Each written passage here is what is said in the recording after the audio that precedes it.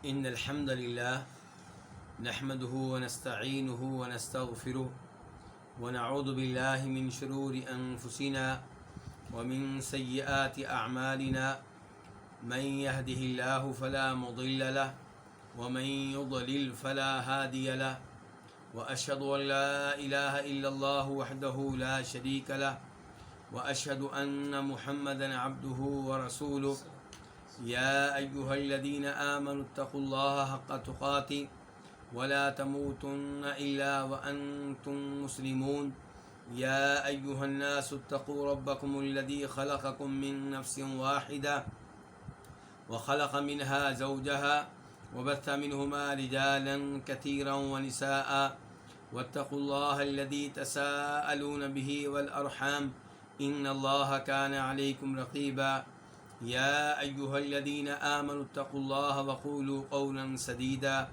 يصلح لكم أعمالكم ويغفر لكم ذنوبكم ومن يطع الله ورسوله فقد فاز فوزا عظيما أما بعد فإن خير الحديث كتاب الله وخير الهدي هدي محمد صلى الله عليه وسلم وشر الأمور محدثاتها وكل محدثة بدعة وكل بدعة ضلالة وكل ضلالة في النار۔ الوافی بما فی الصحیحین، یہ وہ کتاب ہے جس میں کتاب کے مؤلف شیخ صالح شامی نے صحیح بخاری اور صحیح مسلم کی تمام احادیث کو جمع کرنے کی اس انداز سے کوشش کی ہے کہ احادیث میں تکرار نہ ہو۔ اس کتاب کو انہوں نے 10 مقاصد میں تقسیم کیا ہے، ان میں سے تیسرا مقصد عبادات سے تعلق رکھتا ہے، اور اس مقصد میں کئی ایک کتب ہیں۔ 10ویں کتاب زکوٰۃ و صدقات کے بارے میں ہے۔ آج سے اس کتاب کا اللہ کے فضل و کرم سے آغاز ہوگا۔ ہم سب جانتے ہیں کہ زکوٰۃ اسلام کے 5 ارکان میں سے ایک رکن ہے۔ زکوٰۃ کی اہمیت بہت زیادہ ہے، چونکہ پہلی ہی حدیث زکوٰۃ کی اہمیت کے بارے میں ہے، اس لیے اس موضوع پہ مزید گفتگو کیے بغیر باقاعدہ طور پہ احادیث کا آغاز کرتے ہیں۔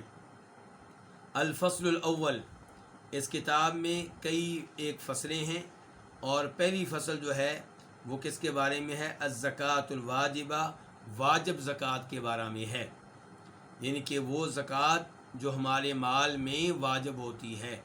اس کے علاوہ جو آپ اللہ کی راہ میں دیتے ہیں اس بارے میں اس فصل میں گفتگو نہیں ہوگی۔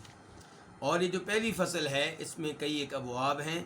پہلا باب ہے باب الزکوٰۃ من ارکان الاسلام، کہ زکوٰۃ ارکان اسلام میں سے ایک ہے۔ اسلام کے 5 ارکان ہیں، جیسا کہ آپ جانتے ہیں۔ توحید و رسالت کی گواہی دینا پہلا رکن ہے، پہلا پلر ہے اسلام کے پلرز میں سے، اور دوسرے نمبر پہ نماز قائم کرنا، تیسرے نمبر پہ زکوٰۃ ادا کرنا، اور چوتھے نمبر پہ رمضان کے روزے رکھنا، اور 5ویں نمبر پہ بیت اللہ کا حج کرنا۔ اور زکوٰۃ ان 5 ارکان میں سے ایک رکن ہے۔ تو یہ چیز ہمیں بتا رہی ہے کہ زکوٰۃ کی اسلام میں کیا اہمیت ہے۔ حدیث نمبر 656 656 قاف، اس حدیث کو اپنی اپنی کتب میں جگہ دینے والے امام بخاری اور امام مسلم ہیں، دونوں کا اس حدیث کے روایت کرنے پہ اتفاق ہے۔ عن ابی ہریرہ رضی اللہ تعالی عنہ، اس حدیث کو روایت کرنے والے صحابی کا نام کیا ہے؟ جناب ابو ہریرہ، جو عبد الرحمن بن صخر الدوسی کے نام سے مشہور و معروف ہیں، اگرچہ ان کے نام کے بارے میں کافی اختلاف ہے، لیکن مشہور قول یہی ہے کہ ان کا نام کیا تھا؟ عبد الرحمن۔ تو عن ابی ہریرہ رضی اللہ تعالی عنہ قال، جناب ابو ہریرہ سے روایت ہے، قال، وہ کہتے ہیں، لما توفی رسول اللہ صلی اللہ علیہ وسلم، جب نبی علیہ الصلوۃ والسلام فوت ہو چکے، وکان ابو بکر رضی اللہ عنہ، اور آپ کے خلیفہ ابو بکر بنے، آپ کے بعد ابو بکر آئے۔ یہاں پہ کانا تامہ ہے جو وجودہ وغیرہ کا معنی دیتا ہے، کسی چیز کے موجود ہونے کا معنی دیتا ہے۔ یہاں پہ مراد یہ ہے کہ جب اللہ کے رسول علیہ الصلوۃ والسلام فوت ہو گئے اور ابو بکر ان کی جگہ پہ آئے۔ وَكَفَرَ مَنْ كَفَرَ مِنَ الْعَرَبِ، اور عربوں میں سے جنہوں نے کفر کی راہ اختیار کرنی تھی انہوں نے کفر کی راہ اختیار کر لی۔ ہم سب جانتے ہیں کہ عرب لوگ اسلام کے غالب آنے کا انتظار کر رہے تھے۔ اس انتظار میں بہت سے لوگوں نے اسلام قبول نہیں کیا، اور جب نبی علیہ الصلوۃ والسلام نے اور صحابہ اکرام نے مکہ فتح کر لیا اور قریش اور اہل مکہ پہ آپ کو غلبہ مل گیا، تب پوری دنیا نے جان لیا کہ یہ ایک اہم قوت ہے، اور کئی لوگوں نے یہ بھی جان لیا کہ یہ فتح پانا، یہ غلبہ پانا ان کے حق پہ ہونے کی نشانی اور علامت ہے۔ تو اس زمانے میں بہت سے لوگوں نے سچے دل سے اسلام قبول کیا، اور بہت سے لوگوں نے اسلام قبول کیا لیکن اسلام ان کے دلوں میں داخل نہیں ہوا۔ لوگوں کو دیکھ کر انہوں نے کلمہ پڑھ لیا، تو ایسے کئی لوگ ان دنوں میں مرتد ہوئے، خصوصاً جب مسیلمہ کذاب نے نبوت کا دعویٰ کر دیا تو اس کی قوم کے بہت سے افراد نے اور ان کے دائیں بائیں رہنے والے بہت سے لوگوں نے اسے نبی مان لیا، کیونکہ مسیلمہ کا دعویٰ یہ تھا کہ جیسے محمد نبی ہیں ایسے میں بھی نبی ہوں صلی اللہ علیہ وسلم، اور اس نے یہ ظاہر کیا کہ اس علاقے کا نبی میں ہوں، اس قوم کے لیے نبی میں ہوں۔ تو بہت سے لوگ اس کے دھوکے میں آ گئے، اور ہمارے لیے یہ تعجب کی بات اس لیے نہیں ہے کہ پاک و ہند میں ہم دیکھتے ہیں کہ مرزا غلام احمد قادیانی جیسے جھوٹے شخص کی بات کو کئی لوگوں نے قبول کر لیا، اور ہمارے سامنے وہ لوگ موجود ہیں، اور ہمیں ان کے اوپر حیرانگی ہوتی ہے۔ ان کو دیکھ کے ہم اللہ کا شکر ادا کرتے ہیں کہ اللہ نے ہمیں ایسے فتنوں سے محفوظ رکھا ہے۔ اور پھر کئی لوگ وہ تھے جنہوں نے بت پرستی دوبارہ اختیار کر لی۔ کئی لوگوں نے مسلمہ کذاب کو نبی مانا تو اس لیے کافر ہو گئے، مرتد ہو گئے، اور کئی لوگ وہ تھے جو ایمان پہ رہے لیکن انہوں نے زکوٰۃ ادا کرنے سے انکار کر دیا۔ ان کا موقف یہ تھا کہ زکوٰۃ لینے کا حق صرف نبی علیہ الصلوۃ والسلام کو تھا، آپ کے بعد میں آنے والے حکمرانوں کو اور خلفاء کو یہ حق حاصل نہیں ہے، کیونکہ اللہ تعالیٰ قرآن حکیم میں سورہ توبہ میں ارشاد فرماتے ہیں خذ من اموالہم صدقہ تطہرہم وتزکیہم بہا وصلی علیہم ان صلاتک سکن لہم۔ اللہ تعالیٰ کہہ رہے ہیں آپ ان کے مال کی زکوٰۃ لیجئے، آپ زکوٰۃ لیں گے تو اس سے ان لوگوں کو طہارت ملے گی، زکوٰۃ لے کر آپ ان کو پاک صاف کریں گے، اور آپ ان کو دعائیں بھی دیں، وصلی علیہم، آپ ان کو دعا دیں کیونکہ آپ کی دعا ان کے لیے باعث سکون ہوگی۔ تو انہوں نے کہا اس آیت کا انداز بتا رہا ہے کہ اس کے مخاطب صرف نبی علیہ الصلوۃ والسلام ہیں، کسی اور کو یہ حق حاصل نہیں ہے۔ تو جب یہ صورتحال پیدا ہوئی جناب ابوبکر صدیق نے سب کا مقابلہ کیا۔ اس سے آپ اندازہ کر سکتے ہیں کہ اگر مسلمان ایمان کے لحاظ سے مضبوط ہو تو ذیلی اسباب اگرچہ اس کا ساتھ نہ دے رہے ہوں تو اللہ تعالیٰ مدد کرتے ہیں۔ صحابہ کرام میں سے کئی ایک سوچ رہے تھے کہ سب سے دشمنی مول لینا یہ مناسب نہیں ہے، ایک دفعہ ایک دشمن سے مقابلہ کیا جائے، جب ان پہ فتح پا لیں تو پھر دوسروں سے مقابلہ کیا جائے، لیکن جناب صدیق نے ایک ہی وقت میں سب کا مقابلہ کیا۔ اس سے پتہ چلتا ہے جناب صدیق کا ایمان کتنا مضبوط تھا۔ جناب ابو ہریرہ کہتے ہیں فقال عمر رضی اللہ تعالیٰ عنہ، تو جناب عمر فاروق کہنے لگے کیف تقاتل الناس، آپ لوگوں سے کیسے قتال کریں گے، کیسے جنگ کریں گے، کیسے لڑیں گے؟ وقد قال رسول اللہ صلی اللہ علیہ وسلم، جب کہ نبی علیہ الصلوۃ والسلام نے فرمایا تھا امرت ان اقاتل الناس، مجھے لوگوں سے قتال کرنے کا حکم دیا گیا ہے، ان سے لڑنے کا حکم دیا گیا ہے، حتیٰ یقولوا لا الہ الا اللہ، کب تک؟ جب تک کہ وہ لا الہ الا اللہ نہیں کہہ دیتے، جب تک کہ وہ کلمہ نہیں پڑھ لیتے، جب تک کہ وہ توحید کا اقرار نہیں کر لیتے۔ فمن قالہا، تو جس نے یہ کہہ دیا، کیا کہہ دیا؟ لا الہ الا اللہ کہہ دیا، جس نے کلمہ پڑھ لیا، فقد عصم منی، تو یقیناً اس نے مجھ سے محفوظ کر لیا. یہ کون کہہ رہے ہیں؟ نبی صلی اللہ علیہ وسلم کہہ رہے ہیں کہ مجھے لڑنے کا حکم اس وقت تک ہے لوگوں سے جب تک کہ وہ کلمہ نہ پڑھ لیں. آپ فرما رہے ہیں جس نے یہ کلمہ پڑھ لیا تو اس نے مجھ سے محفوظ کر لیا، بچا لیا، مالہ اپنے مال کو بھی، ونفسہ اپنی جان کو بھی. اب مجھے اس سے لڑنے کی اجازت نہیں ہے، نہ اس کا خون میرے لیے حلال، نہ اس کا مال میرے لیے حلال. یعنی کہ اس سے مجھے جہاد کرنے کی اجازت نہیں ہے، کیونکہ اس نے کلمہ پڑھ لیا ہے، وہ مسلمان ہو گیا ہے. الا بحقہ، مگر اس کے حق کے ساتھ. کس کے حق کے ساتھ؟ اسلام کے حق کے ساتھ. یعنی کہ جس نے کلمہ پڑھ لیا اس کا خون بہانا میرے لیے جائز نہیں ہے، اسے قتل کرنا میرے لیے جائز نہیں ہے، مگر یہ کہ اسلام کا حق ہو. اگر کوئی کلمہ پڑھنے کے باوجود کسی مسلمان کو جان بوجھ کر قتل کرتا ہے تو قاتل کو بطور قصاص میں قتل کروں گا. یہ اسلام کا حق ہے. اور اگر کوئی شادی شدہ ہونے کے باوجود زنا کرتا ہے، بدکاری کرتا ہے، اسے سنسار کیا جائے گا، اور یہ اسلام کا حق ہے. اگر کوئی دین اسلام کی نعمت پا لینے کے بعد پھر دین اسلام ترک کر دے، مرتد ہو جائے، تو پھر میں اسے قتل کروں گا، کیونکہ من بدل دینہ فاقتلوہ، آسمان سے جو وحی نازل ہوئی ہے اس کا مفہوم یہ ہے کہ جو اپنا دین بدل دے اس کو قتل کر دو.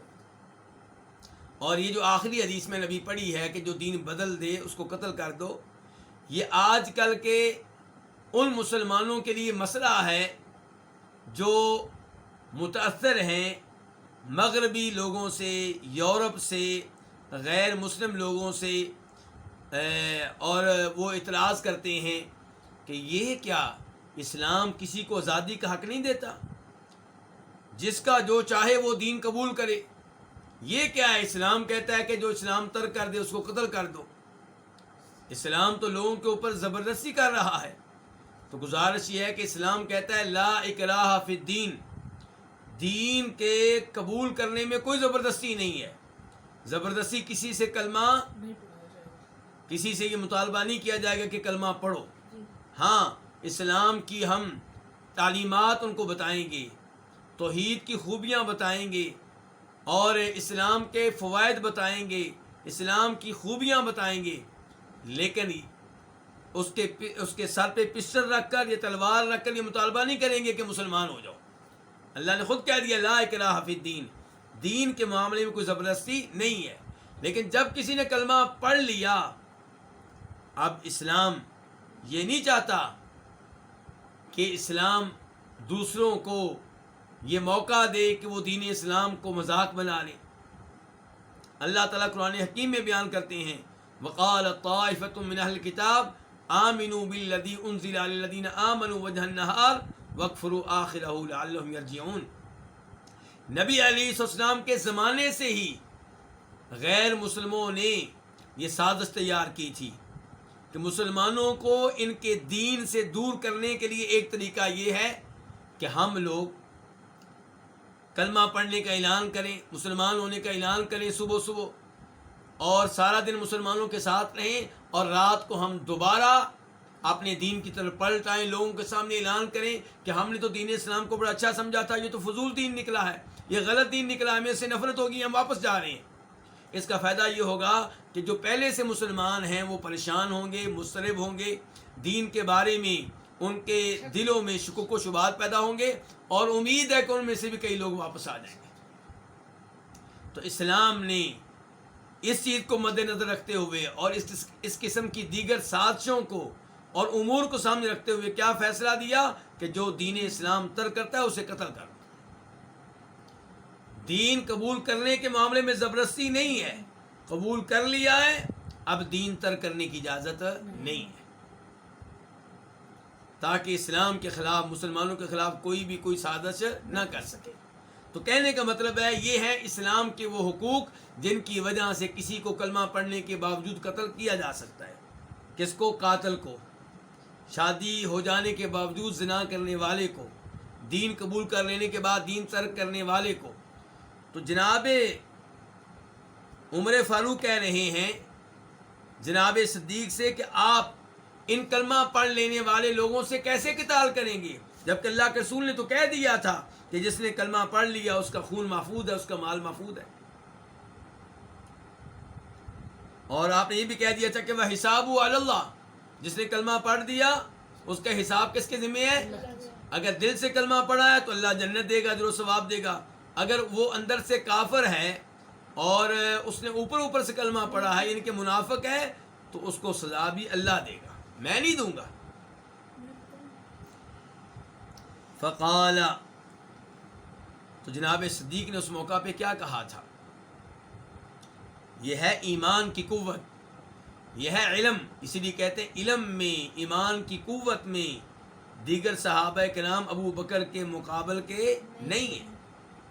فقالت، انہوں نے کہا، واللہ اللہ کی قسم، لأقاتلن من فرق بین الصلاۃ والزکاۃ، میں یقیناً اس سے قتال کروں گا، اس سے جنگ کروں گا، اس سے لڑوں گا جو نماز اور زکوٰۃ میں فرق کرے۔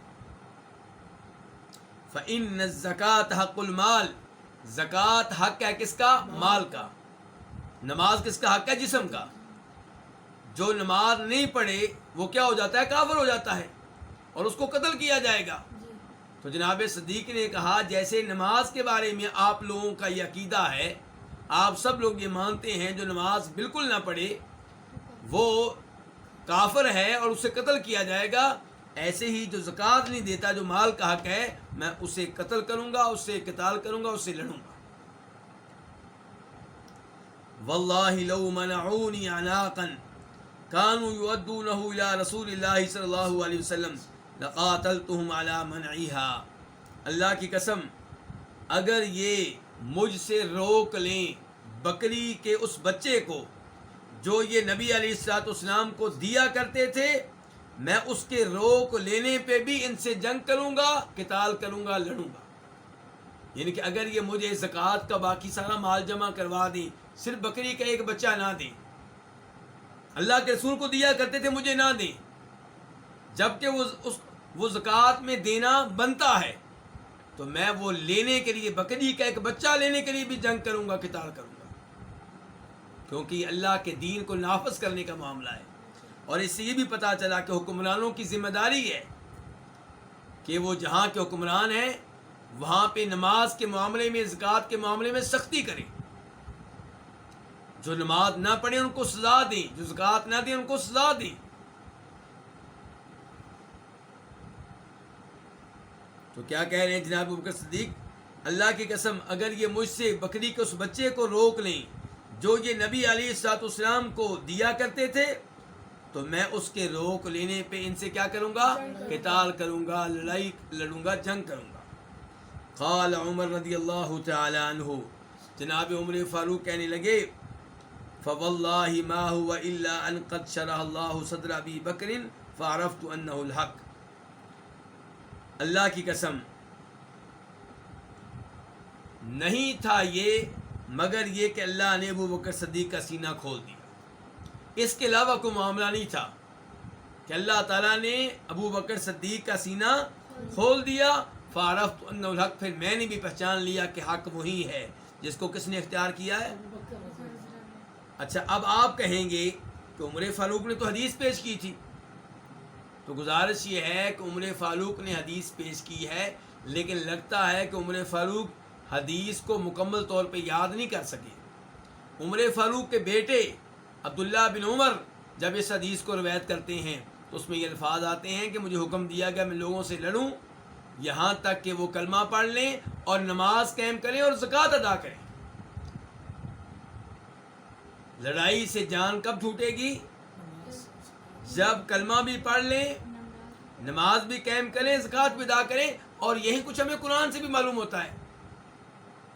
اللہ تعالیٰ کہتے ہیں فَإِن تَابُوا وَقَامُوا الصَّلَاةَ وَآتَوُا الزَّكَاةَ فَخَلُّوا سَبِيلَهُمْ، کہ اگر یہ کفر و شرک سے توبہ کر کے دین اسلام قبول کر لیں، نماز قائم کریں، زکوٰۃ ادا کریں، پھر ان کی جان چھوڑ دو، پھر ان کو کچھ نہیں کہنا، ورنہ ان سے لڑائی ہوگی، ورنہ ان سے جنگ ہوگی۔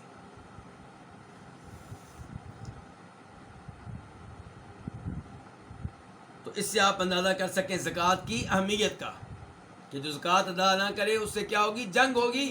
اس سے پتہ چلا زکوٰۃ کا اسلام میں مقام و مرتبہ نہایت ہی بلند و بالا ہے، اور زکوٰۃ کے بہت سے فوائد ہیں۔ اسلام نے ہر آدمی پہ زکوٰۃ واجب نہیں کی۔ اسلام نے زکوٰۃ لینے کے لیے مال کی ایک حد مقرر کی ہے جس کو نصاب کہتے ہیں۔ جس کے پاس اتنا مال ہوگا اس سے زکوٰۃ لی جائے گی، اس سے کم ہوگا زکوٰۃ نہیں لی جائے گی۔ تو زکوٰۃ اسلام کن سے لیتا ہے؟ جو امیر ہیں، اور دیتا کن کو ہے؟ جو غریب ہیں۔ اگر صحیح معنوں میں اسلامی ممالک میں زکوٰۃ کا نظام نافذ کر دیا جائے تو شاید کوئی غریب باقی نہ رہے۔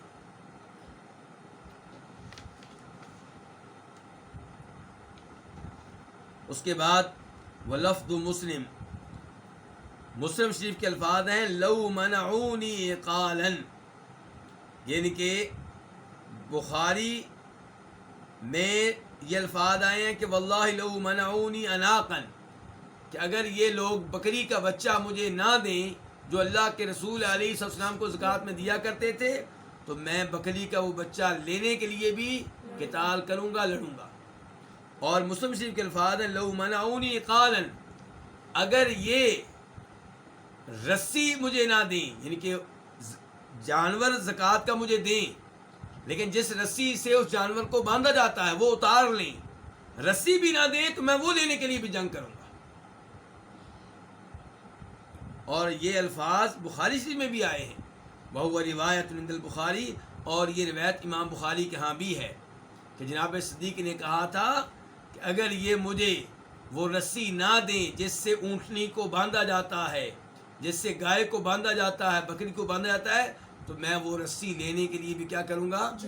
جنگ کروں گا، قتال کروں گا، لڑوں گا۔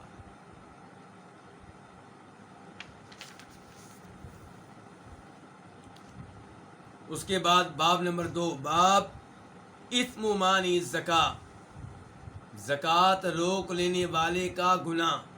جو زکوٰۃ روک لے، زکوٰۃ ادا نہ کرے، اسے کیا گناہ ہوگا؟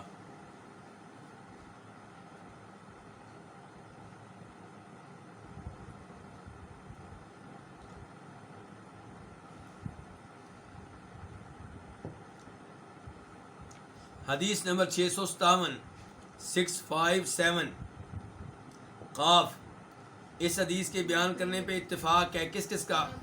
امام بخاری کا اور امام مسلم کا۔ عن ابی ذر رضی اللہ عنہ قال، جناب ابو ذر غفاری رضی اللہ تعالیٰ عنہ سے روایت ہے، وہ کہتے ہیں انتہیت الی النبی صلی اللہ علیہ وسلم، میں نبی علیہ الصلوۃ والسلام کے پاس پہنچا، میں آپ کے پاس آیا۔ اور مسلم شریف میں آتا ہے کہ اس وقت آپ کعبہ شریف کے سائے میں بیٹھے ہوئے تھے۔ تو کہتے ہیں میں آپ کے پاس آیا، قال، تو آپ کہنے لگے، کون؟ نبی صلی اللہ علیہ وسلم، والذی نفسی بیدہ او والذی لا الہ غیرہ او کما حلف، آپ نے کہا اس ذات کی قسم جس کے ہاتھ میں میری جان ہے، او یا آپ نے کہا اس ذات کی قسم جس کے علاوہ کوئی معبود برحق، قسم آپ نے ان الفاظ میں اٹھائی یا دوسرے الفاظ میں اٹھائی، لیکن کس کی اٹھائی ہے؟ اللہ کی، اپنی نہیں اٹھائی۔ یہ نہیں کہا کہ مجھے میری قسم، میرے نالین کی قسم، میری کملی کی قسم، میرے چہرے کی قسم، میری شان کی قسم، میری ذات کی قسم، میری وجاہت کی قسم، نہیں، ایسا کچھ نہیں کہا۔ قسم جب بھی آپ نے اٹھائی ہے کس کی اٹھائی ہے؟ اور لوگوں کو بھی آپ نے یہی تعلیمات دی، کس کی قسم اٹھائیں؟ اللہ کی اٹھائیں۔ ابو ذر غفاری کہتے ہیں کہ قسم اٹھاتے ہوئے یا تو آپ نے کہا تھا اس ذات کی قسم جس کے ہاتھ میں میری جان ہے، یا آپ نے کہا تھا اس ذات کی قسم جس کے علاوہ کوئی معبود برحق نہیں ہے، او کما حلفا، یا جیسے بھی آپ نے قسم اٹھائی تھی۔ گویا کہ ابو ذر غفاری بھول گئے ہیں کہ قسم اٹھاتے ہوئے آپ نے الفاظ کیا ادا کیے تھے۔ اس سے آپ اندازہ کر سکتے ہیں کہ صحابہ کرام اور بعد میں آنے والے محدثین نبی علیہ الصلوۃ والسلام کے الفاظ نقل کرتے ہوئے کتنی احتیاط کرتے تھے۔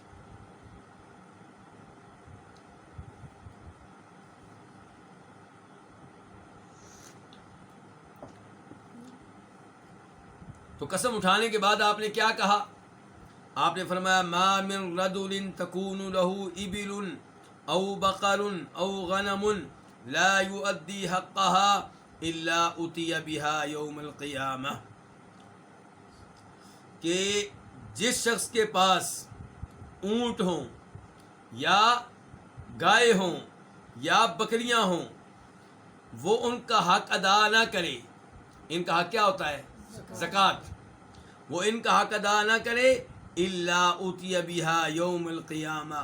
کوئی بھی شخص ایسا نہیں ہے جس کے اونٹ ہوں یا گائے ہوں یا بکریاں ہوں، وہ ان کا حق ادا نہ کرے مگر اسے قیامت کے دن اس حال میں لایا جائے گا، مگر ان جانوروں کو جن کی زکوٰۃ ادا نہیں کی، انہیں اس حال میں لایا جائے گا کہ آدم ما تکون اسمنا، کہ وہ جانور بڑے بڑے ہوں گے اور موٹے موٹے ہوں گے. یعنی کہ دنیا میں اتنے بڑے نہیں تھے، دنیا میں اتنے موٹے نہیں تھے، لیکن روز قیامت لایا جائے گا کہ وہ کس حالت میں ہوں گے؟ بڑے بڑے ہوں گے، بہت موٹے ہوں گے. تطأہ باخفافها، اس آدمی کو جو ان جانوروں کا کیا تھا؟ مالک تھا، دنیا میں زکوٰۃ ادا نہیں کرتا تھا. تطأہ، اس کو رون دیں گے، باخفافها، اپنے پاؤں کے ساتھ اس کے اوپر چڑھ جائیں گے. دنیا میں ایک جانور ہمارے اوپر سے گزر جائے، ہمارا کیا بنتا ہے؟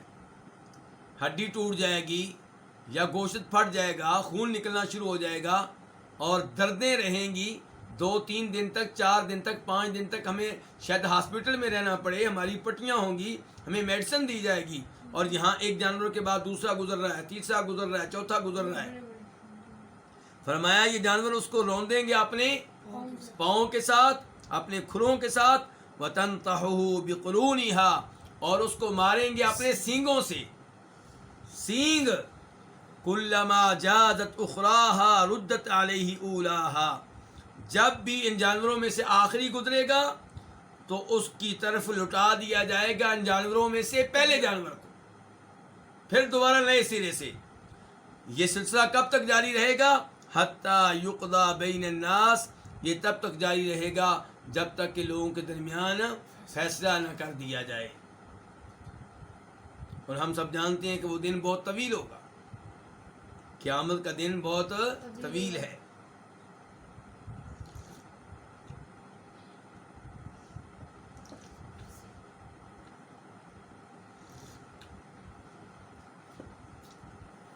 اس سے یہ پتہ چلا کہ زکوٰۃ نہ دینا کتنا بڑا جرم ہے، کتنا بڑا گناہ ہے. اور پھر یہ جرم کیوں نہ ہو، مال دینے والا اللہ، اور اللہ کہتا ہے آپ سارا استعمال کر لیں، اس میں سے اتنے فیصد دے دیں، ہم وہ بھی نہ دیں اللہ کی راہ میں، تو یقیناً یہ بہت بڑا جرم ہے.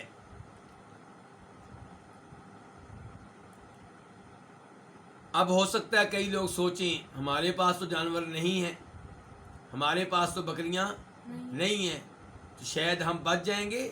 نہیں، زکوٰۃ صرف جانوروں میں نہیں ہے، دوسرے موال میں بھی ہے. آئیے ایک اور حدیث پڑھیں، حدیث نمبر 658. اس حدیث کو اپنی کتاب میں جگہ دینے والے امام کون ہے؟ امام بخاری رحمہ اللہ. عن ابی ہریرہ رضی اللہ عنہ قال قال رسول اللہ صلی اللہ علیہ وسلم من آتاہ اللہ مالا فلم يؤد زکاة مثل له یوم القیامت شجاعا اقرع له زبیبتان. جس کو اللہ تعالی مال دے، یہ لفظ استعمال کیا آپ نے کہ مال کس کا ہے؟ اللہ کا ہے. یہ نہ کہا کرو کہ میرا ہنر ہے، میری ذہانت کا کمال ہے، میرے ہاتھ کام کرتے ہیں، میں جانتا ہوں پیسہ کیسے کمایا جاتا ہے. نہیں، یہ اللہ کا فضل ہے. تیرا ذہن اللہ آج واپس لے سکتے ہیں، تیرا ہنر اللہ تو اس سے آج چھین سکتے ہیں. ہو سکتا ہے تجھے بیماری لگ جائے تو کسی کام کا نہ رہے. تو جس کو اللہ تعالیٰ مال دے، فلم یؤدی زکاۃ، تو وہ اس کی زکوٰۃ ادا نہ کرے. مال کوئی بھی ہو، جانور ہو، سونا ہو، چاندی ہو، غلہ ہو، گندم ہو، جو بھی مال ہے، تو اس کی زکوٰۃ ادا نہ کرے تو مثل له یوم القیامت شجاعا اقرع، تو اس مال کو قیامت کے دن گنجے سانپ کی شکل دی جائے گی. کیا بنا دیا جائے گا؟ سانپ. اور وہ بھی کون سا؟ گنجا، گنجے ہونے میں کیا حکمت ہے؟ علماء کرام نے اس کی وضاحت کی ہے کہ اس میں زہر اتنا زیادہ ہوگا کہ بہت زیادہ زہر کی وجہ سے اس پہ بال نہیں ہوں گے. لہو زبیبتان، اس کے 2 سیاہ نقطے ہوں گے. کہاں پہ؟ آنکھوں کے اوپر.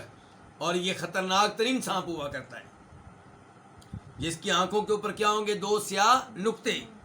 یطوقہ یوم القیامہ، اس سانپ کو قیامت کے دن اس کے گلے کا ہار بنا دیا جائے گا، اس کا توق بنا دیا جائے گا.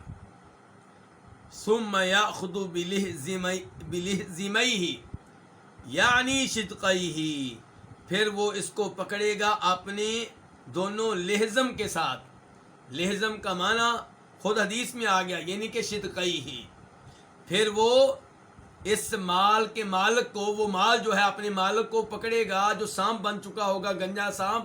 کہاں سے پکڑے گا؟ اس کی باچھوں سے، اس کی باچھوں سے پکڑے گا. ثم یقول، پھر وہ کہے گا انا مالکا، یعنی کہ اس کو ڈس رہا ہوگا اور کیا کہے گا؟ میں تمہارا مال ہوں، میں تمہارا خزانہ ہوں. تو یہ مال انسان کے لیے کیا ثابت ہوا؟ وبال ثابت ہوا، عذاب ثابت ہوا. تو اس لیے جس مسلمان کو اللہ تعالیٰ بہت زیادہ مال نہ دے وہ اللہ کا شکوہ نہ کیا کرے.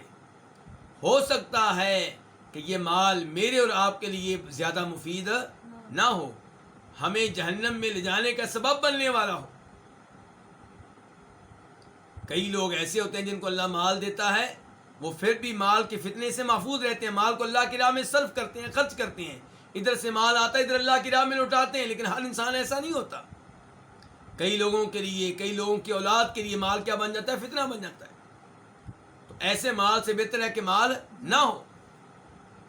تو یہ مال کہے گا میں تمہارا مال ہوں، میں تمہارا کیا ہوں؟ خزانہ ہوں. ثم تلا، پھر آپ نے یہ آیت پڑھی کہ ولا يحسبن الذين يبخلون بما آتاهم الله من فضله هو خيرا لهم بل هو شر لهم سيطوقون ما بخلوا به يوم القيامة، کہ وہ لوگ جو کنجوسی کرتے ہیں، وہ لوگ جو کیا کرتے ہیں؟ وہ اس کنجوسی کو اپنے لیے بہتر نہ سمجھیں. وہ لوگ جو اس مال میں کنجوسی کرتے ہیں جو مال ان کو اللہ نے اپنے فضل سے دیا ہے. اللہ تعالیٰ ساتھ ساتھ یہ بتا رہے ہیں کہ مال دینے والا میں ہوں. تم سے زکوٰۃ کا مطالبہ کرتا ہوں تو زکوٰۃ دو تو تمہارا کوئی احسان نہیں ہے، سارا مال میرا دیا ہوا ہے، شکر کرو میں نے سارا واپس نہیں مانگا. اللہ چاہے تو 100% واپس مانگ لیں.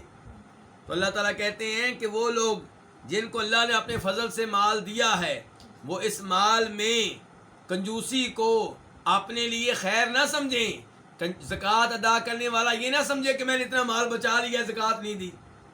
زکوٰۃ میری بنتی تھی 2 لاکھ، میں نے نہیں دی، یہ 2 لاکھ میرے گھر میں کام آ جائے گا، میں اس سے کوئی گاڑی لے لوں گا، پلاٹ کی قسط ادا کر لوں گا، بیگم کے زیورات لے لوں گا. نہ نہ نہ نہ، اس کنجوسی کو، زکوٰۃ ادا نہ کرنے کو اپنے لیے خیر، بل هو شر لهم، یہ زکوٰۃ ادا نہ کرنا تمہارے لیے باعث شر ہے، تمہارے لیے مصیبت لے کر آئے گا دنیا میں یا آخرت. سیطوقون ما بخلوا به یوم القیامہ، جس مال میں یہ کنجوسی کر رہے ہیں، زکوٰۃ ادا نہیں کرتے، اس میں سے اللہ کی راہ میں خرچ نہیں کرتے، اسی مال کو قیامت کے دن ان کے لیے کیا بنا دیا جائے گا؟ توق بنا دیا جائے گا، ان کے لیے عذاب بنا دیا جائے گا.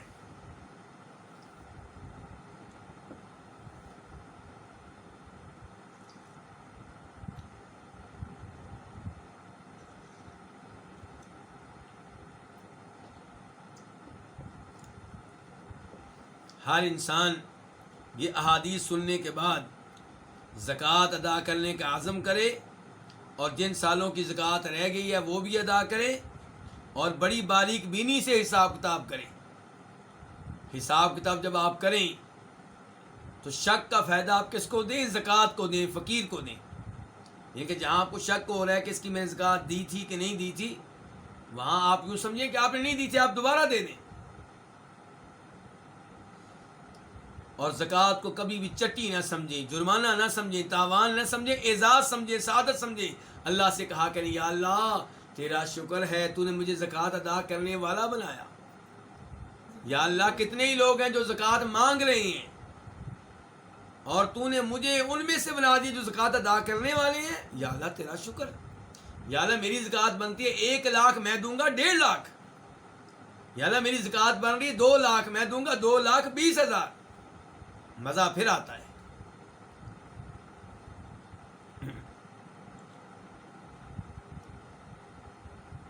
اور اپنے رشتہ داروں کو بھی اس سزا سے بچائیں جو قیامت کے دن ان لوگوں کو ملے گی جو زکوٰۃ ادا نہیں کرتے۔ اپنے والد صاحب سے پوچھا کریں ابا جی زکوٰۃ ادا کی ہے کہ نہیں۔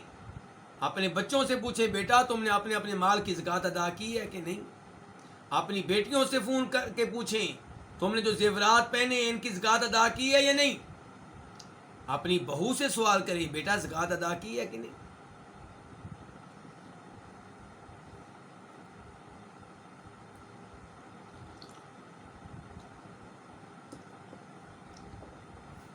باب نمبر 3، باب المقادیر الواجب فیہا الزکاۃ۔ یہ باب ہے اس مقدار کے بارے میں جس مقدار میں زکوٰۃ واجب ہوتی ہے، مال کی وہ مقدار جس مقدار میں کیا ہوتا ہے زکوٰۃ، اور بریکٹ میں لکھا ہے النصاب، اس کو کیا کہتے ہیں نصاب کہتے ہیں۔ زکوٰۃ کا نصاب، چاندی میں زکوٰۃ کا نصاب مراد یہ ہے کہ کتنی چاندی ہو، چاندی کی کیا مقدار ہو تو زکوٰۃ واجب ہوتی ہے، اور اس سے نیچے زکوٰۃ واجب نہیں ہوتی۔ سونے کا نصاب، گائیوں کا نصاب، بکریوں کا نصاب اور غلے کا نصاب۔ حدیث نمبر 659 قاف۔ اس حدیث کو اپنی اپنی کتاب میں جگہ دینے والے کون ہیں؟ امام بخاری اور امام مسلم۔ عن ابی سعید رضی اللہ عنہ قال قال النبی صلی اللہ علیہ وسلم لیس فیما دون 5 اواق صدقہ۔ اواقن کس کی جمع ہے؟ اوقیہ کی، اور ایک اوقیہ کہتے ہیں 40 درہم کو۔ ایک اوقیہ کس کو کہتے ہیں؟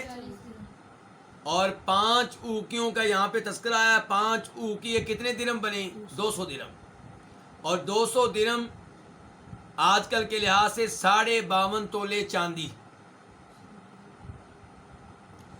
5 اوقیے کیا بنے؟ 200 درہم، اور 5 اوقیے اور 200 درہم برابر ہوتے ہیں 52.5 تولے چاندی کے۔ تو آپ فرما رہے ہیں کہ 5 اوقیے سے کم چاندی میں زکوٰۃ نہیں ہے۔ یہاں صدقہ کا معنی کیا ہے؟ زکوٰۃ۔ صدقہ کا لفظ عربی میں زکوٰۃ کے معنی میں بھی استعمال ہوتا ہے اور خیرات کے معنی میں بھی استعمال ہوتا ہے، اور اردو میں صدقہ کا لفظ صرف خیرات کے معنی میں استعمال ہوتا ہے، لیکن عربی میں یہ لفظ زکوٰۃ کے معنی میں جو واجب ہوتی ہے اس کے معنی میں بھی استعمال ہوتا ہے، اور وہ صدقہ خیرات جو نفلی ہوتا ہے اس کے معنی میں بھی استعمال ہوتا ہے۔ تو یہاں کس معنی میں ہے؟ زکوٰۃ کے معنی میں، واجب جو ہوتی ہے۔ تو آپ نے فرمایا لیس فیما دون 5 اواق صدقہ، کہ 5 اوقیے سے کم میں، 200 درہم سے کم میں، 52.5 تولے چاندی سے کم میں زکوٰۃ نہیں ہے۔ ولیس فیما دون 5 ذود صدقہ، اور 5 سے کم اونٹوں میں زکوٰۃ نہیں ہے۔ جس کے اونٹ ہیں تو 5 اونٹوں سے کم ہیں، 2 ہیں، 3 ہیں، 4 ہیں، تو ان میں زکوٰۃ نہیں ہے۔ تو کیا پتہ چلا اسلام غریبوں پہ زکوٰۃ ڈالتا ہے کہ امیروں پہ؟ امیروں پہ ڈالتا ہے۔ جس کا ایک اونٹ ہے بیچارہ گزارا کر رہا ہے، یا 2 ہیں پھر بھی نہیں، 3 ہیں پھر بھی نہیں، 4 ہیں پھر بھی نہیں، 5 اونٹ ہوں گے تو زکوٰۃ ہے۔ وَلَيْسَ فِيمَا دُونَ 5 أَوْسُقٍ صَدَقَةٌ، اور 5 سے کم وسق میں زکوٰۃ نہیں ہے۔ یہ اب آخری جو لفظ ہے یہ کس کے بارے میں؟ غلہ کے بارے میں، خوراک کے بارے میں، گندم کے بارے میں، کھجوروں کے بارے میں، چاولوں کے بارے میں، ان کی زکوٰۃ کا نصاب بتایا جا رہا ہے کہ 5 وسق سے کم میں زکوٰۃ نہیں ہے۔ اب سوال پیدا ہوگا ایک وسق کتنا ہوتا ہے؟ ایک وسق میں 60 سا ہوتے ہیں. کتنے سا ہوتے ہیں؟ اور ایک سا کتنے کلو گرام کا ہوتا ہے؟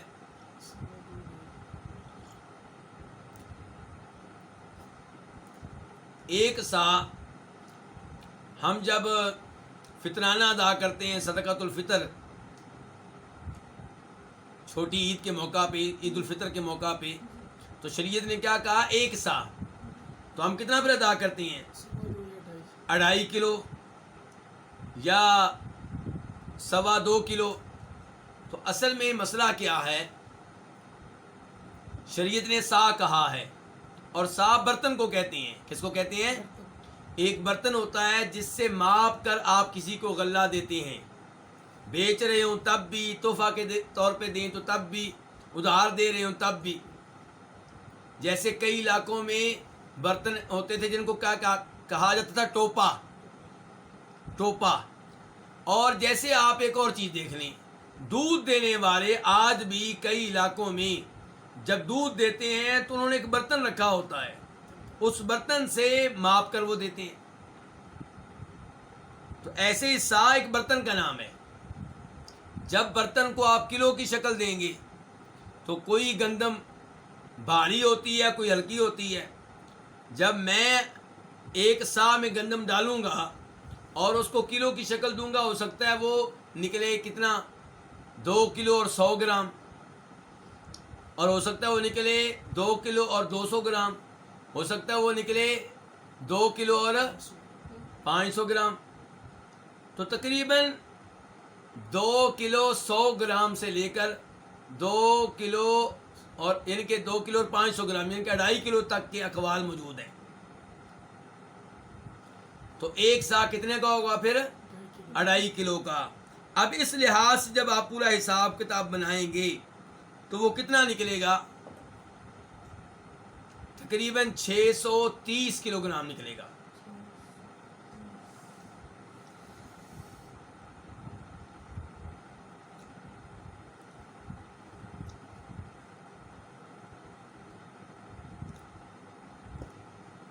تو خلاصہ یہ ہے کہ 630 کلو گرام سے نیچے میں زکوٰۃ نہیں ہے. تو یہاں پہ بھی شریعت نے غریب کا خیال رکھا کہ نہیں رکھا؟ جس کی گندم آئی ہے 630 کلو گرام سے کم تو اس پہ زکوٰۃ نہیں ہے. تو یہ چند چیزوں کا نصاب اس حدیث کے ذریعے ہمیں معلوم ہو گیا. اس کے بعد حدیث نمبر 660. اب اس حدیث میں جو ابھی ہم نے پڑھی ہے، سونے کا تذکرہ نہیں آیا، تو سونے کا تذکرہ آگے بھی نہیں آئے گا. جو احادیث ہم پڑھنے والے ہیں ان میں بھی نہیں آئے گا اور یہاں پہ بھی نہیں آیا. اصل میں ہمیں یہ بات بھولنی نہیں چاہیے کہ الوافی جو کتاب ہم پڑھ رہے ہیں اس میں احادیث صرف کون سی ہیں؟ بخاری اور مسلم کی. تو اگر کسی چیز میں زکوٰۃ واجب ہوتی ہے لیکن اس کے بارے میں حدیث بخاری مسلم میں نہیں ہے تو ظاہر ہے وہ یہاں میں نہیں ملے گی الوافی کی کتاب میں. ویسے سونے کا نصاب ہم سب جانتے ہیں کتنا ہوتا ہے؟ 7.5 تولے. کتنا ہوتا ہے؟ 7.5 تولے. چلیں، اور یہ نصاب جو ہم طے کرتے ہیں اس کے بارے میں ایک بات یہ ذہن میں رکھی جائے کہ مثال کے طور پہ میری وائف ہے، اس کے پاس بھی سونا ہے، میری والدہ کے پاس بھی ہے، میری بیٹی کے پاس بھی ہے، میری بہن کے پاس بھی ہے. تو لوگ سمجھتے ہیں کہ سارے کے سارے کی زکوٰۃ ادا کرنا میری ذمہ داری ہے اور اس کو جمع کر لیتے ہیں. مثال کے طور پہ میری وائف کے پاس ہے 2 تولے، والدہ کے پاس بھی کتنا ہے؟ 2 تولے. کتنا ہو گیا؟ بیٹی کے پاس کتنا ہے؟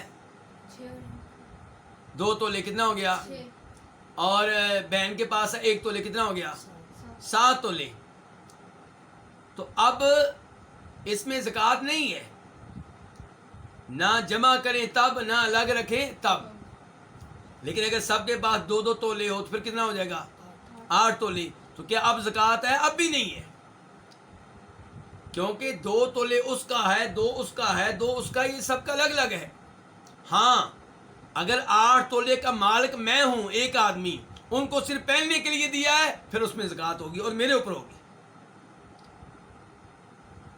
لیکن اگر میری وائف کا 2 تولے ہے، وہ اس کی خود مالک ہے، والدہ کا 2 تولے ہے، وہ خود ان کی مالک ہیں، بہن کا 2 تولے ہے، وہ خود اس کی مالک ہے، بیٹی کا 2 تولے ہے، وہ خود اس کی مالک ہے، تو پھر اس کو جمع کرنے کی ضرورت نہیں ہے۔ اور اگر ہر ایک کے پاس اپنا اپنا ہے 8 تولے، تو پھر ہر ایک کے اوپر زکوٰۃ ہے، اور زکوٰۃ ان میں سے ہر ایک کے اوپر ہے، میرے اوپر نہیں ہے۔ ہاں اگر وائف کو میں نے گولڈ دیا ہوا ہے پہننے کے لیے، مالک میں ہوں، تب زکوٰۃ کس کے اوپر ہے؟ پھر میرے اوپر ہے۔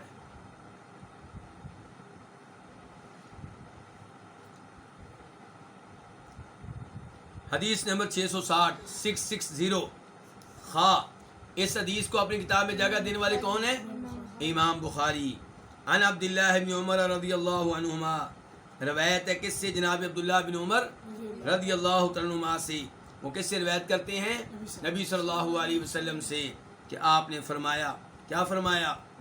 فیما سقط السماء والعیون او کان عثریا العشر، اس زمین میں جس کو بارش پانی پلائے، اس زمین میں جس کو بارش پانی پلائے اور جس کو قدرتی چشمے پانی پلائیں، او کان عثریا، یا وہ خود ہی سیراب ہو جاتی ہو، یعنی کہ مالک کو پانی پلانے کے سلسلے میں محنت نہیں کرنا پڑتی، یا تو وہ زمین جو ہے بارش کا پانی پیتی ہے اور اس سے سیراب ہوتی ہے اور فصل اگاتی ہے، یا کسی چشمے سے پانی آ رہا ہے اور اس کو کوئی محنت نہیں کرنا پڑتی، یا وہ زمین کسی دریا کے کنارے ہے، سمندر کے کنارے ہے، کسی ندی کے کنارے ہے، تو وہ نیچے سے خود ہی تھوڑا بہت پانی آتا رہتا ہے، زمین کو پانی دینے کی ضرورت نہیں ہے۔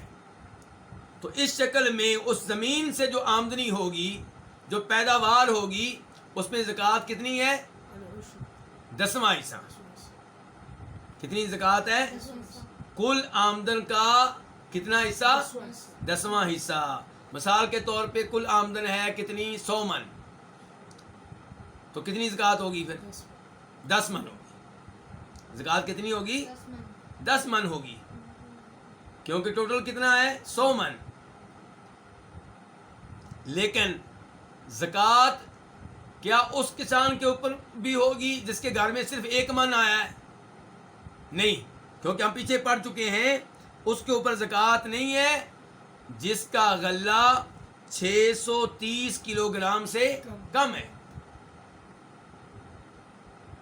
630 کلو گرام سے زیادہ ہو تو پھر 10واں حصہ زکوٰۃ ہے اس زمین میں جس زمین کو بارش سیراب کرتی ہے، یا قدرتی چشمے سیراب کرتے ہیں، یا وہ خود ہی ایسی ہے کہ اس کو پانی دینے کی ضرورت نہیں ہے، خود ہی تر رہتی ہے۔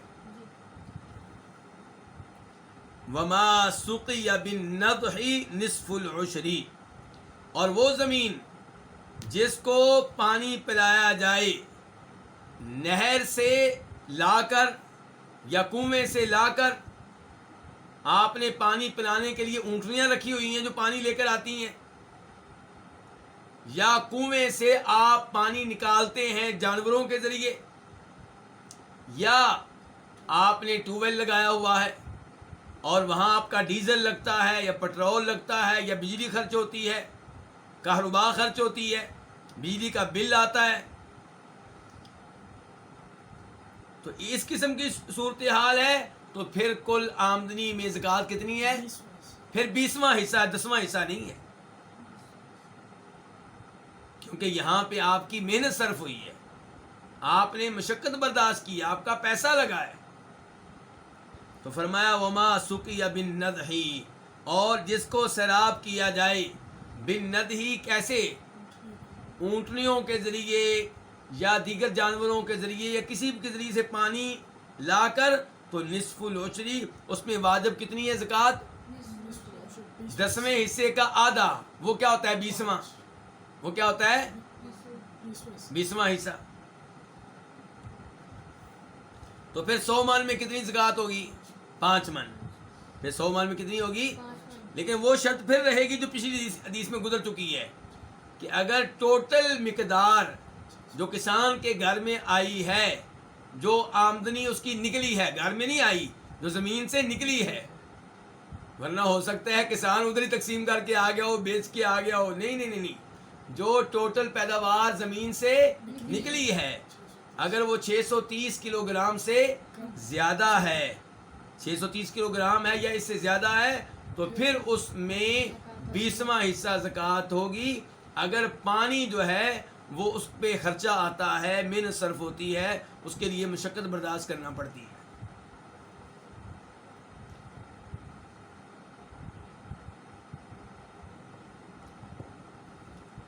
یہاں پہ سوال پیدا ہوگا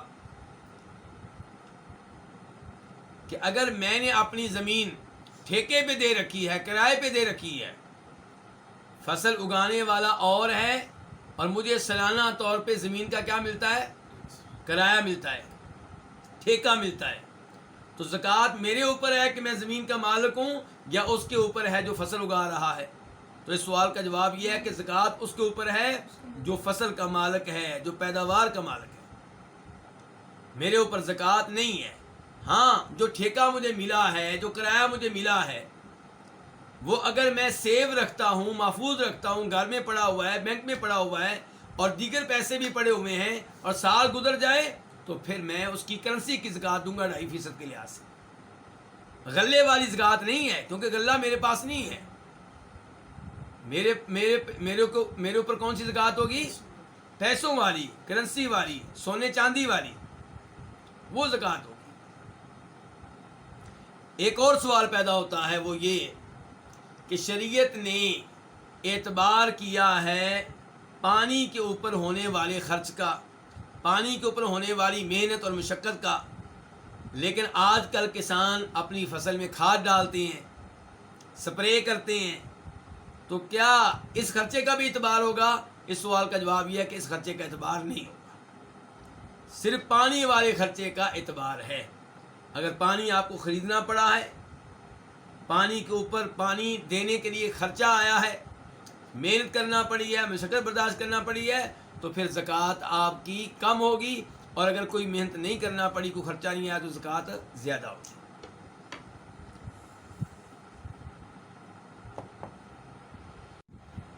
اس کے بعد باب نمبر 4، یہ باب کیا؟ باب پھر رکاز الخمس، کہ رکاز میں کیا ہے؟ 5واں حصہ ہے۔ رکاز میں کیا ہے؟ اب آپ کہیں گے رکاز کس کو کہتے ہیں؟ تو رکاز زمانہ جاہلیت کے مدفون خزانے کو کہتے ہیں، کافروں کے خزانے جو انہوں نے کسی جگہ محفوظ کر رکھے تھے، زمین میں دبا رکھے تھے، اب اس علاقے پہ قبضہ ہو گیا، کس کا؟ مسلمانوں کا۔ اب وہ خزانے باہر نکل رہے ہیں۔ مثال کے طور پہ مجھے وہاں پہ ایک زمین ملی ہے، اس میں سے خزانہ نکل آیا ہے، تو اب شریعت اس بارے میں کیا کہتی ہے؟ شریعت کہتی ہے جس کی زمین ہے، جس کو خزانہ ملا ہے، وہ اس کا مالک ہے، لیکن 5واں حصہ، 4 حصے اپنے پاس رکھے، اور 5واں حصہ بیت المال میں جمع کرا دے، حکومت کو دے دے، مسلمان جو حکومت ہے اس کے حوالے کر دے۔ حکمران نیک ہوں یا بد، برے ہوں یا اچھے، مسلمان حکمران ہیں، ان کے حوالے کیا جائے گا۔ تو یہ ہے باب پھر رکاز الخمس، کہ زمانے جاہلیت کا مدفون خزانہ ملے تو اس میں کیا ادا کرنا ہوگا؟ خمس ادا کرنا ہوگا، 5واں حصہ ادا کرنا ہوگا۔ اس بارے میں حدیث کیا ہے؟ 661 قاف۔ اس حدیث کو اپنی اپنی کتب میں جگہ دینے والے کون ہیں؟ امام بخاری اور امام مسلم۔ عن ابی ہریرہ رضی اللہ عنہ ان رسول اللہ صلی اللہ علیہ وسلم قال العجماء جبار۔ العجماء کس کو کہتے ہیں؟ جانور کو۔ جانور جو ہے جبارن، وہ رائگاں جائے گا۔ جانور کیا جائے گا؟ رائگاں جائے گا۔ اس کا کیا مطلب ہے؟ اس کا مطلب یہ ہے کہ اگر جانور کسی کو نقصان پہنچا دیتا ہے، کون نقصان پہنچا دیتا ہے؟ جانور کسی کو نقصان پہنچا دیتا ہے، تو اب کیا وہ آدمی جانور کے مالک سے یہ مطالبہ کر سکتا ہے کہ تمہارے جانور نے میرا یہ نقصان کیا، جرمانہ ادا کرو؟ تو اللہ کے رسول فرماتے ہیں صلی اللہ علیہ وسلم العجماء جبار، کہ جانور کی طرف سے لگنے والا زخم، جانور کی طرف سے ہونے والا نقصان وہ ریگاں جائے گا، وہ ضائع جائے گا، اور وہ جانور کے مالک پہ اس وجہ سے کوئی جرمانہ نہیں ڈالا جائے گا۔ لیکن یہ تب تک ہے جب تک کہ جانور کے مالک نے کوئی کوتاہی یا سستی وغیرہ نہ کی ہو۔ مثال کے طور پہ جانور کا مالک جانور لے کر جا رہا ہے، اس نے آگے سے اس کو پکڑا ہوا ہے اور اس نے پیچھے کسی کو اپنی ٹانگ مار دی ہے، اس کا دان ٹوٹ گیا، تو یہاں پہ جانور کے مالک کا کوئی قصور نہیں ہے، تو اس شکل میں جانور کے مالک پہ کوئی جرمانہ نہیں ہوگا۔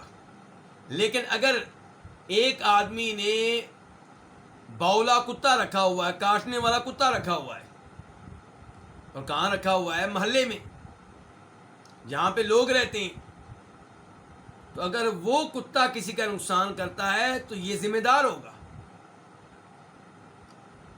کیونکہ یہاں پہ اس کا قصور ہے، اس کو چاہیے تھا ایسے کتے کو مار دیتا یا وہاں سے نکال دیتا۔ تو اگر جانور کے مالک کی طرف سے کوئی سستی کوتاہی نہ ہو اور وہ نقصان کا سبب نہ بنے، تو پھر کیا جانور کی طرف سے ہونے والا زخم، لگنے والا زخم یا ہونے والا نقصان وہ ریگاں جائے گا، وہ ضائع جائے گا۔ جانور کا مالک اس سلسلے میں کوئی بھی جرمانہ دینے کا پابند نہیں ہوگا۔ البتہ وقت کی حکومت آپ کی اس مسئلے میں مدد کرے تو الحمدللہ بڑی اچھی بات ہے۔ یہ تو وقت کی حکومت اگر آپ کی مدد کرتی ہے اس مسئلے میں تو یہ بڑی اچھی بات ہے۔ یہاں پہ میں امام ابن تیمیہ رحمہ اللہ کے کچھ الفاظ آپ کے سامنے رکھنا چاہوں گا، وہ اس مسئلے کو سمجھنے میں ہماری مدد کریں گے۔ وہ کہتے ہیں ہر وہ جانور جیسا کہ گائے ہے، بکری ہے، تو ان کی طرف سے ہونے والا نقصان جو ہے وہ ریگاں جائے گا، اور اس کا مالک یہ نقصان پورا کرنے کا ذمہ دار نہیں ہوگا۔ اگر جانور نے یہ نقصان خود ہی کیا ہے، یعنی کہ مالک نے اس کو ترغیب نہیں دی نقصان کرنے کی، مثال کے طور پہ جانور کی لگام اس کے ہاتھ میں تھی، یا جانور کو اس نے اپنے ہاتھ سے پکڑا ہوا تھا، وہ چھوٹ کے بھاگ گیا اور اس نے کوئی نقصان کر ڈالا، تو اس کے مالک پہ کوئی تاوان یا جرمانہ نہیں ہوگا جب تک کہ وہ جانور بولا نہ ہو، کاٹنے والا نہ ہو، نقصان دینے والا نہ ہو، یا جب تک کہ اس کے مالک نے کوئی سستی نہ کی ہو، یا جب تک کہ جانور کا مالک ایسے جانور کو جو حملہ کر دیتا ہے اسے مسلمانوں کے بازار میں لے کر نہ آیا ہو، کسی مجمع میں لے کر نہ آیا ہو۔ تو اگر اس قسم کی صورتحال نہیں ہے تو پھر بھی وہ جانور نقصان کر دیتا ہے تو اس کا مالک اس کا ذمہ دار نہیں ہوگا۔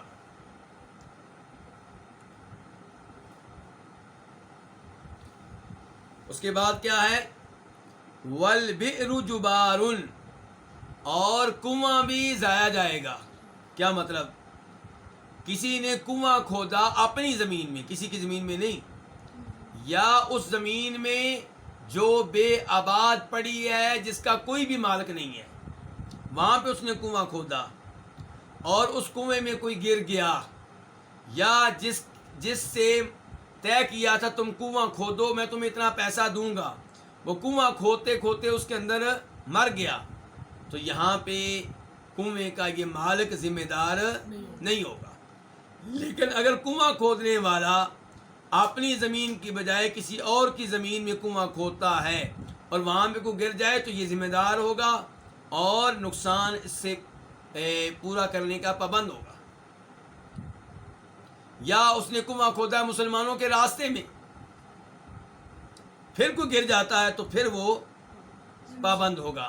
لیکن جس نے اپنی زمین میں کنواں کھودا ہے وہاں پہ اگر کوئی گر جاتا ہے، یا وہ مزدور جن کو لگایا گیا کنواں کھودنے کے لیے ان میں سے کوئی مر جاتا ہے تو یہ ذمہ دار نہیں ہوگا۔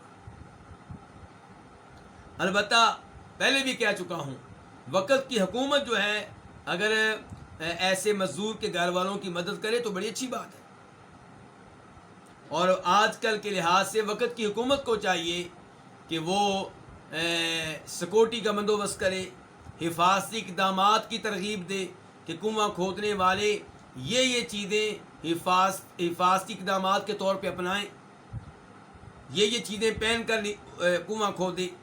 یہ وقت کی حکومت کی ذمہ داری ہے.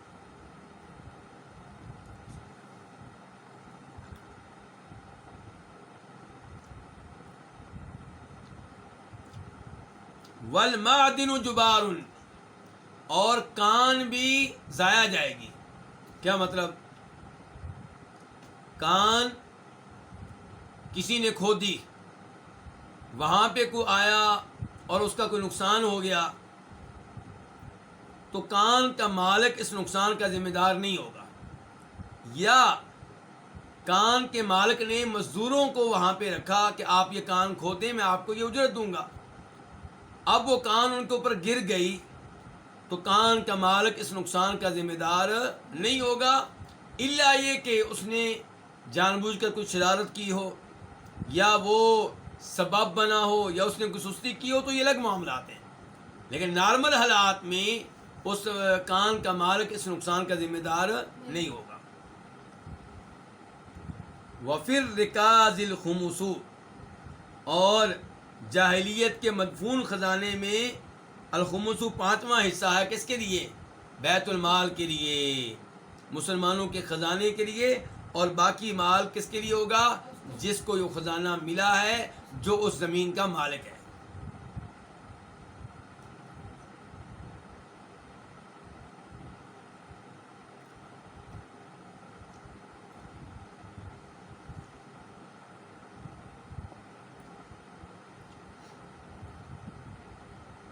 اس کے بعد باب نمبر 5، یہ کیا ہے؟ باب لا زکوٰۃ فی العبد والفرس، غلام میں اور گھوڑے میں کوئی زکوٰۃ نہیں ہے. اس سے کیا مراد ہے؟ اس سے مراد یہ ہے کہ وہ گھوڑا جو میں نے اپنے استعمال کے لیے رکھا ہے، وہ چاہے 1 ہو، چاہے 2 ہوں، چاہے 3 ہوں، چاہے 10 ہوں، چاہے 20 ہوں، ان میں زکوٰۃ نہیں ہے. لیکن اگر میں گھوڑوں کا کاروبار کرتا ہوں، کاروبار کے لیے بیچنے کے لیے رکھے ہیں، تو پھر ان گھوڑوں میں تجارتی زکوٰۃ ہوگی. یعنی کہ گھوڑوں کی قیمت دیکھی جائے گی، مارکیٹ میں ان کی قیمت کیا ہے. مثال کے طور پہ ایک گھوڑے کی قیمت ہے 10 لاکھ، اور 5 گھوڑے ہیں، ٹوٹل قیمت کیا ہوگی؟ 50 لاکھ. سب ایک ہی قیمت کے ہیں، تو پھر جب سال گزر جائے گا تو 50 لاکھ میں سے 2.5% کے لحاظ سے زکوٰۃ ادا کی جائے گی. لیکن اگر گھوڑے میں رکھیں اپنے استعمال کے لیے، میں سواری کرتا ہوں، میرے بچے سواری کرتے ہیں، تو وہ چاہے 20 ہوں چاہے 30 ہوں، ان کے اوپر کوئی زکوٰۃ نہیں ہے. کسی کے پاس گاڑی ہے ذاتی استعمال کے لیے، وہ 10 ہوں یا 15 ان میں زکوٰۃ نہیں ہے. کسی کے گھر ہیں اپنے لیے، بیچنے کے لیے نہیں، زکوٰۃ نہیں ہے. پلاٹ ہیں اپنے لیے، بیچنے کے لیے، ان میں زکوٰۃ نہیں ہے. 10 ہوں 15 ہوں جتنے بھی ہوں، بیچنے کے لیے نہیں ہے تو زکوٰۃ نہیں ہے. حدیث نمبر کیا ہے؟ 662 662 قاف. اس حدیث کو اپنی کتابوں میں جگہ دینے والے کون ہیں؟ امام بخاری اور امام مسلم. عن ابی ہریرہ رضی اللہ عنہ قال قال النبی صلی اللہ علیہ وسلم، جناب ابو ہریرہ سے روایت ہے، وہ کہتے ہیں نبی صلی اللہ علیہ وسلم نے ارشاد فرمایا، لیس علی المسلم فی فرسہ وغلامہ صدقہ، کہ مسلمان پہ کوئی زکوٰۃ نہیں ہے اس کے گھوڑے کے معاملے میں اور اس کے غلام کے معاملے میں. پرانے زمانے میں نوکر نہیں بلکہ غلام ہوا کرتے تھے، جدی پشتی غلام، اور مالک ان کا مالک ہوا کرتا تھا. وہ آزاد نہیں ہوتے تھے اور ان کو بیچا جاتا تھا. کوئی خرید رہا ہے کوئی بیچ رہا ہے، تو وہ بھی مال کی حیثیت رکھتے تھے. تو آپ نے بتا دیا کہ اس میں بھی زکوٰۃ نہیں ہے. یہ تب تک تھا جب تک کہ غلام اپنے گھر کے کام کاج کے لیے ہے. اگر غلام آپ نے رکھے ہیں بیچنے کے لیے تو پھر وہ کیا بن جائے گا؟ تجارتی مال. پھر ان کی قیمت لگائی جائے گی، جو ٹوٹل قیمت بنے گی اس کے 2.5% میں زکوٰۃ ہوگی.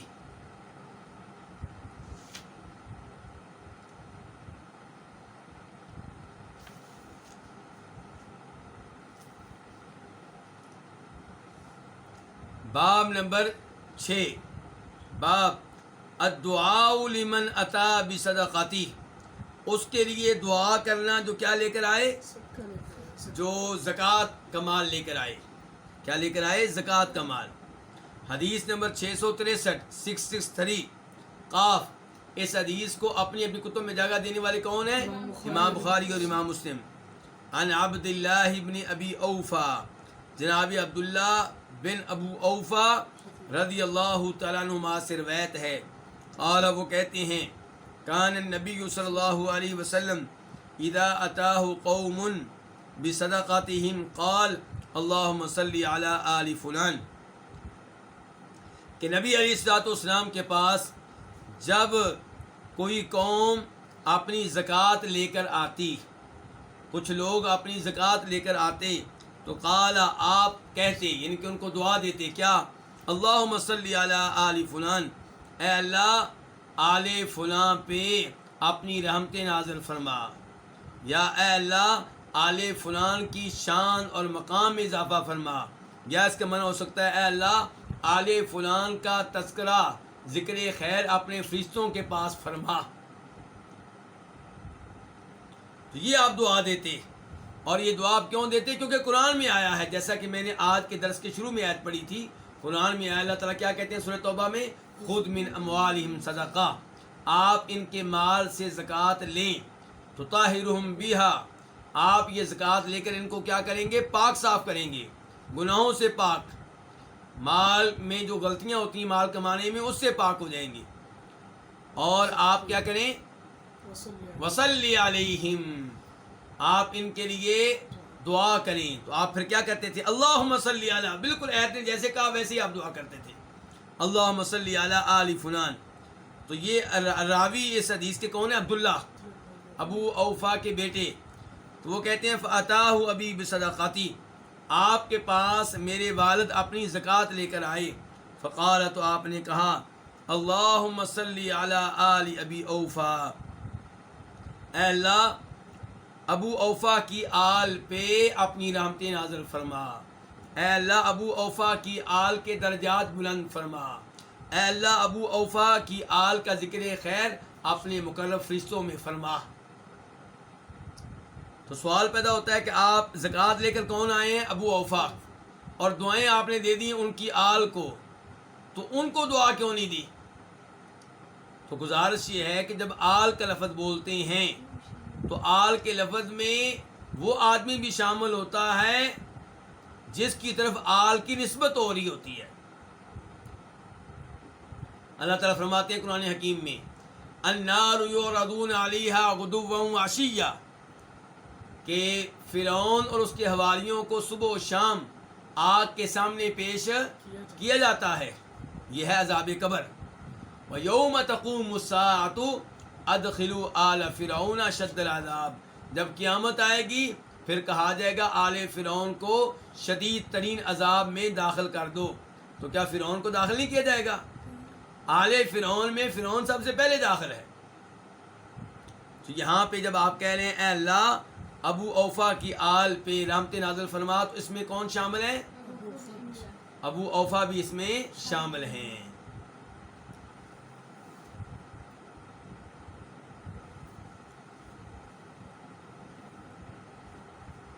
تو اس سے پتہ چلا کہ آج بھی اگر کوئی زکوٰۃ لے کر آئے تو زکوٰۃ لینے والے حکمرانوں کو چاہیے، آفیسرز کو چاہیے کہ اس کو کیا کریں؟ دعائیں دیں. اس کو کیا دیں؟ اس کو دعائیں دیں. اب الفصل الثانی، دوسری فصل کا آغاز کرتے ہیں. اس میں کیا ہے؟ زکوٰۃ الفطری، زکوٰۃ فطر. فطر کس کو کہتے ہیں؟ روزہ چھوڑ دینے کو. فطر کس کو کہتے ہیں؟ رمضان کے مہینے میں 30 دن روزے رکھے گئے، 29 دن روزے رکھے گئے، اور پھر کیا آگے؟ عید الفطر، یعنی کہ روزہ چھوڑ دینے والی عید. روزے رکھے تھے وہ مکمل ہو گئے، اب وہ دن آ گیا جس دن روزہ نہیں ہے، روزے کا ناغہ ہے، تو اس کو کیا کہتے ہیں؟ عید الفطر. تو ایسے ہی روزوں کے اختتام پہ روزوں کی وجہ سے جو زکوٰۃ ادا کی جاتی ہے اس کو کیا کہتے ہیں؟ زکوٰۃ الفطر. اردو میں ہم اس کو فطرانہ بھی کہہ لیتے ہیں. جو ابھی تک ہم نے زکوٰۃ پڑھی تھی اس کا تعلق کس سے تھا؟ اس کا تعلق تھا مال سے. جس کے پاس اتنا مال ہے جتنے مال پہ زکوٰۃ واجب ہوتی ہے وہ زکوٰۃ ادا کرے گا، اور جس کے پاس مال کم ہے اس کے اوپر زکوٰۃ نہیں ہے. اور اب جو ہم پڑھنے لگے ہیں اس زکوٰۃ کا تعلق انسان سے ہے، مسلمان سے ہے. کس سے ہے؟ انسان سے ہے، مسلمان سے ہے. یہاں پہ مال نہیں دیکھا جائے گا. کیا نہیں دیکھا جائے گا؟ مال نہیں دیکھا جائے گا. یہاں دیکھا جائے گا کہ میرے گھر میں کتنے لوگ ہیں. اب چھوٹے بچے جو ہیں ان کے پاس تو کوئی پیسہ نہیں ہے، لیکن مجھ پہ واجب ہے کہ میں ان کی زکوٰۃ بھی ادا کروں. جبکہ وہ زکوٰۃ جس کے بارے میں پہلے پڑھا ہے ہم نے وہ اسی کے اوپر ہوگی جو مال کا مالک ہوگا، بچوں کے اوپر نہیں ہے. ہاں اگر بچے بھی مالک ہیں، کئی دفعہ ہوتا ہے باپ فوت ہو جاتا ہے، بچے کروڑوں کے مالک بنتے ہیں، تو ان کے اوپر زکوٰۃ واجب ہوگی، چاہے بچہ ابھی 1 مہینے کا ہو، چاہے بچہ ابھی 1 ہفتے کا ہو. زکوٰۃ کون ادا کرے گا؟ جو اس کے مال کو سنبھال رہا ہے. تو بہرحال باب نمبر 1 کیا ہے؟ باب احکام و زکوٰۃ الفطری، زکوٰۃ فطر کے احکام، فطرانے کے احکام. حدیث نمبر 664 664 قاف. اس حدیث کو اپنی اپنی کتب میں جگہ دینے والے امام کون سے ہیں؟ امام بخاری اور امام مسلم.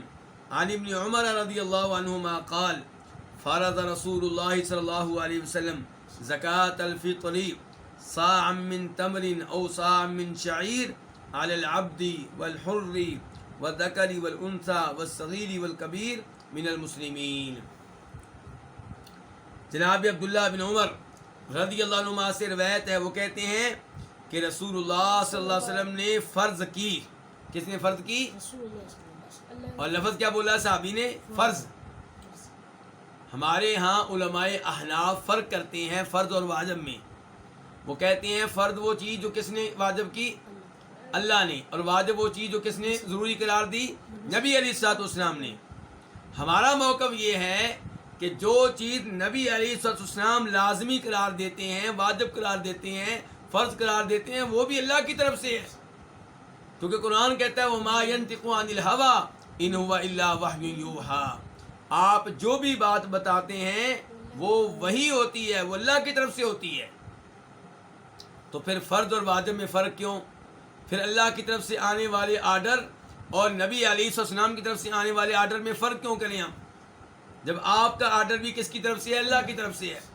اس لیے ہمارے نزدیک فرض اور واجب میں کوئی فرق نہیں ہے. جو چیز فرض ہے وہ واجب ہے، جو واجب ہے وہ کیا ہے؟ فرض ہے. اور اب یہاں پہ دیکھیے کہ صحابی کہہ رہے ہیں اللہ کے رسول نے فرض کیا، اللہ نے نہیں. اللہ کے رسول نے فرض قرار دیا کس کو؟ زکوٰۃ الفطری، زکوٰۃ فطر کو، فطرانے کو. کتنی یہ زکوٰۃ ہوگی؟ صاع من تمر، 1 صاع. کتنی؟ 1 صاع کتنا ہوتا ہے؟ تقریباً 2.5 کلو یا 2 کلو اور 100 گرام وغیرہ. تو 1 صاع. اچھا جنس کون سی؟ کس میں سے 1 صاع؟ من تمر، کھجوروں میں سے، او صاع من شعیر، یا 1 صاع جو میں سے. اچھا اب سوال پیدا ہوا کس کس پہ یہ زکوٰۃ واجب ہے؟ ماشاءاللہ تمام سوالوں کا جواب اس حدیث میں آ رہا ہے.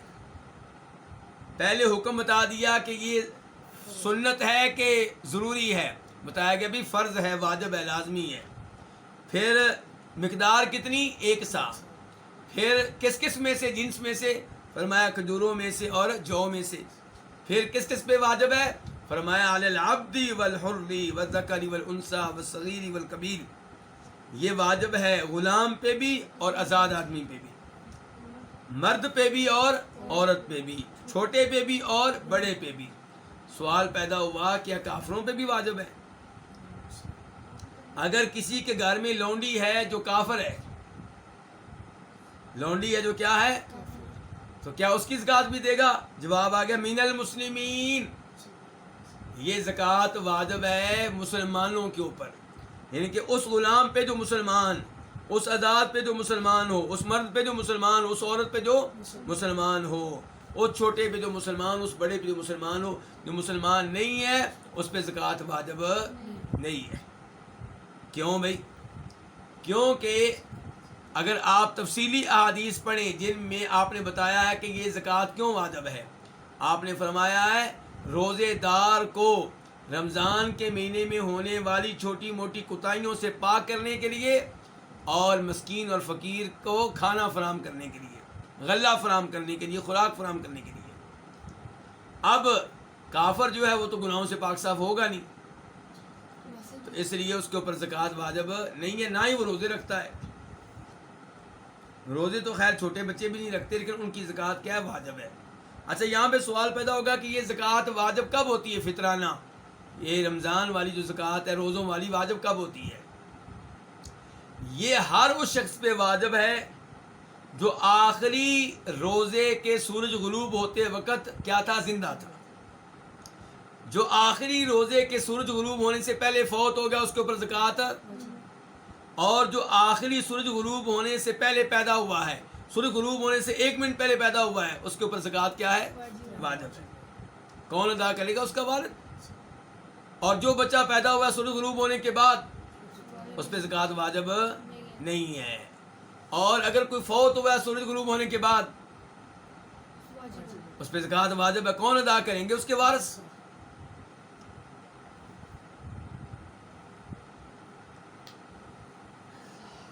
اس کے بعد حدیث نمبر کون سی ہے؟ 665 قاف۔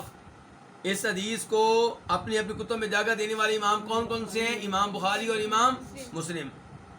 عن ابی سعید الخدری رضی اللہ عنہ قال، جناب ابو سعید خدری رضی اللہ تعالیٰ عنہ سے روایت ہے، وہ کہتے ہیں کننا نخرج زکوٰۃ الفطر، ہم زکوٰۃ فطر ادا کیا کرتے تھے، نکالا کرتے تھے۔ کتنی؟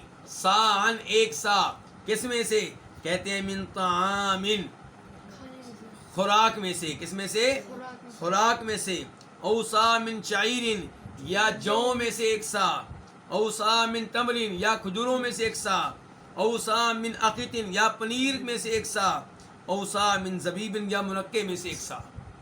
تو 1 سا کس کو کہتے ہیں؟ تقریباً 2.5 کلو۔ اچھا، اس کے بعد جو اجناس آپ نے بتائی ہیں جس میں زکوٰۃ دے سکتے ہیں وہ کیا کیا ہے؟ جو، کھجوریں، پنیر اور منقع۔ اب رہ گیا لفظ طعام۔ اس سے یہ لگتا ہے کہ کوئی بھی بنیادی خوراک، کوئی بھی ایسی چیز جسے بنیادی خوراک کی حیثیت حاصل ہو، اس میں سے بھی آپ فطرانہ دے سکتے ہیں۔ چاولوں میں سے دے سکتے ہیں، حالانکہ اللہ کے رسول نے چاولوں کا نام نہیں لیا، لیکن طعام کے لفظ میں گندم بھی آ جائے گی اور چاول بھی آ جائیں گے۔ یہاں پہ یہ بھی بتا دوں کہ کچھ لوگ آدھے سا کے قائل ہیں۔ کس کے قائل ہیں؟ آدھے سا کے۔ کس میں سے؟ گندم میں سے۔ کیونکہ وہ کہتے ہیں کہ گندم کیا ہوتی ہے؟ یہ مہنگی ہوتی ہے۔ تو گزارش یہ ہے کہ نبی علیہ الصلوۃ والسلام نے 1 سا مقرر کر دیا ہے، ہم نے قیمت کی طرف نہیں دیکھنا، جو بھی جنس دینی ہے وہ 1 سا دینی ہے، تقریباً 2.5 کلو دینی ہے۔ اور بہتر ہوگا کہ آپ سا والا برتن خرید لیں،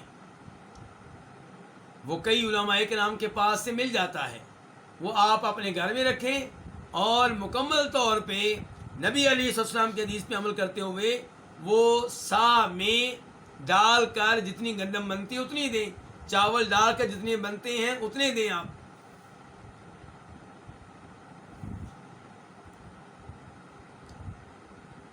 جناب امیر معاویہ کے زمانے میں کئی لوگوں نے گندم میں سے آدھا سا دینا شروع کر دیا، یہ سوچ کر کہ گندم جو ہے وہ کھجوروں کے مقابلے میں مہنگی ہے۔ لیکن ابو سعید خدری نے اس زمانے میں اعلان کیا تھا میں یہ کام نہیں کروں گا، میں تو یہ دیکھوں گا کہ نبی علیہ السلام نے کیا کہا، 1 سا، میں قیمت کی طرف نہیں دیکھوں گا۔ اور یہاں سے یہ بھی پتا چلا کہ زکوٰۃ الفطر کے طور پہ آپ غلہ ہی دیں، نقدی دینے سے اجتناب کریں۔ نقدی دینا سنت نہیں ہے۔ آپ نے کسی کرنسی کا نام نہیں لیا، آپ کے زمانے میں درہم موجود تھے، دینار موجود تھے، آپ نے یہ نہیں کہا کہ آدھا درہم دے دو، درہم کا 1/4 حصہ دے دو، دینار کا 1/4 حصہ دے دو، آپ نے یہ نہیں کہا۔ آپ نے کس کا نام لیا ہے؟ جنس کا، غلے کا. تو اس لیے کوشش کریں کہ آپ فطرانے کے طور پہ، زکوٰۃ الفطر کے طور پہ کیا دیں؟ غلہ دیں. کئی لوگ کہتے ہیں اچھا جی اگر ہم غلہ دیں گے تو غریب آدمی عید کے کپڑے کہاں سے لے گا، عید کے لیے جوتا کہاں سے لے گا، اپنے بچوں کے کپڑے کہاں سے بنائے گا، اس کی بچیاں جو ہیں وہ کپڑے کہاں سے بنائیں گی؟ ہم کہتے ہیں اللہ آپ کو جزائے خیر دے کہ آپ کو فقیروں کا اتنا احساس ہے، تو آپ کیا کریں، آپ فطرانہ شریعت کے مطابق ادا کریں، آٹا یا چاول وغیرہ، اور اس کے ساتھ ساتھ آپ مزید اس کو پیسے دے دیں، جن پیسوں سے وہ اپنے کپڑے خرید لے. لیکن شریعت کو آپ ویسے ہی رہنے دیں جیسے شریعت تھی. تو اس لیے نقدی دینے سے گریز کرنا بہتر ہے. اور دیکھیں شریعت کیا چاہتی ہے.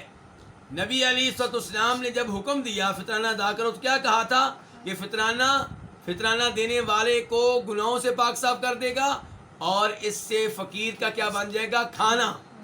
آپ نے یہ نہیں کہا تھا اس کے کپڑے بن جائیں گے، آپ نے یہ نہیں کہا تھا اس سے اس کے جوتے بن جائیں گے، آپ نے کہا تھا تومۃ للمساکین، فطرانہ ادا کرو تاکہ غریب کی خوراک کا بندوبست ہو جائے. وہ چاہے ایک دن کے لیے ہو جائے، چاہے ایک مہینے کے لیے ہو جائے، چاہے 2 مہینے کے لیے، چاہے وہ بعد میں بیچ دیں، ہمیں کیا لگے. جی ہاں. اس کے بعد حدیث نمبر کون سی ہے؟